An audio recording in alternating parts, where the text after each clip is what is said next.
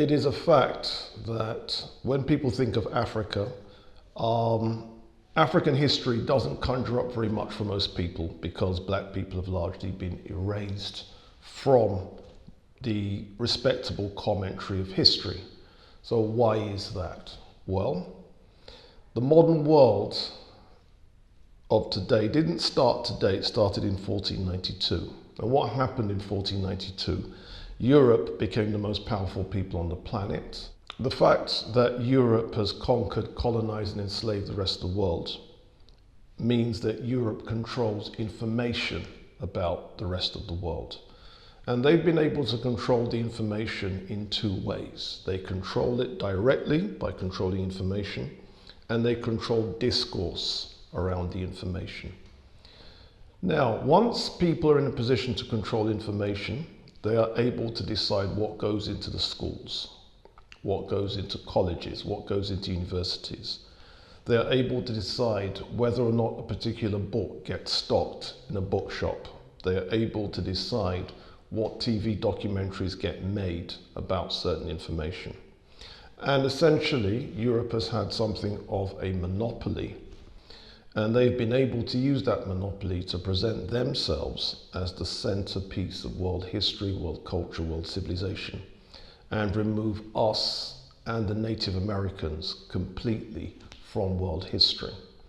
And once you control what goes into the bookshops, once you control what goes into the schools, the colleges, the universities, once you control what gets into the media, it's possible to reinforce a position that removes black people from world history, and that's what Europe has done.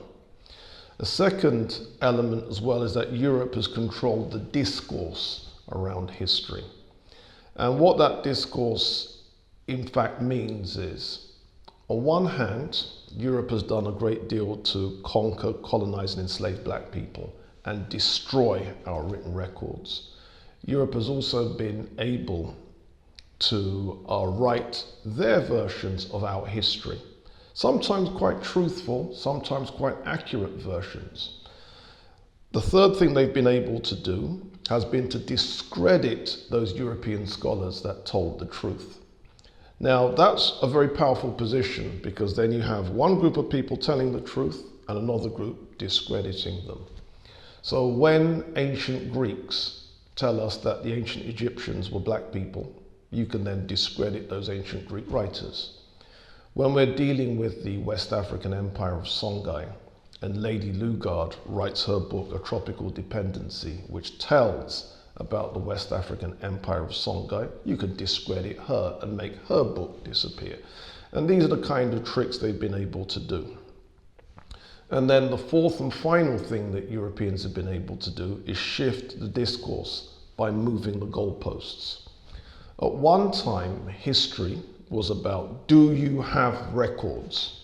And of course, when we're dealing with the West African Empire of Songhai, there's some good, solid material written by black scholars in the 17th and 16th centuries about that empire, which you could use as good source material. Then, in the age of what we now call postmodernism, you can then say, we don't believe any sources. And every source has to be checked, has to be scrutinized from a skeptical perspective, the perspective that says, I don't believe this. Now, Europe can play that game because Europe has got so many records, you can diss half of them and then run with the other half, and the history doesn't change. But if you have fewer records to begin with, because so many of them have been destroyed, once you present what you have, you can't then diss half, because what's left you can't write a history from. And that's a way of moving the goalposts so that even when we do have records, scholars are able to downplay and disregard the history.